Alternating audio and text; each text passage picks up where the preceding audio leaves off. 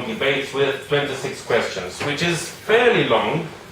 Most of them are Some of us say they are ridiculously long. Ridiculously long.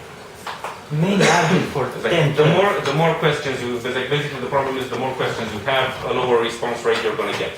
Which we did. Which we did, yeah. Our response rate is not as we want. No, yeah, we expected more from it. Two of them are unstructured, the rest are structured questions. Now, we spent a lot of time on setting up the questionnaire, but also and this is the complicated part, who are we going to ask? And we came up with, after long debates, we came up with the idea that we are going to ask social scientists from all over the world. Now, how do we ask them? We're going to collect email addresses from public sources, and we're going to write emails to them, asking them to fill in our questionnaire.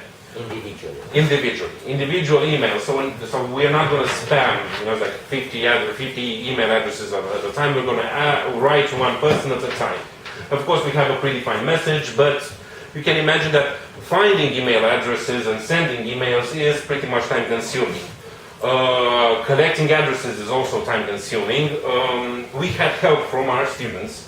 So our students were tremendous help, but but don't imagine that we exploited our students. No, we collected our addresses ourselves. So we asked them, come in, help us, collecting addresses, and we collected addresses ourselves.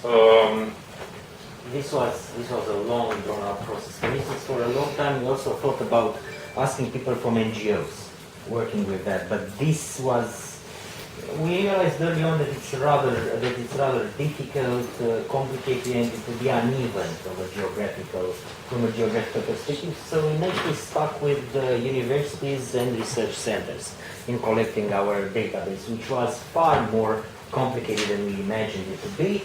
Mostly because any university feels the need to have its own format for its website, to name things differently, to place them differently. You don't have site maps, you don't know where to find a lot of information. Sometimes, and this is the most annoying stuff, not even in the same country do they follow the same structure.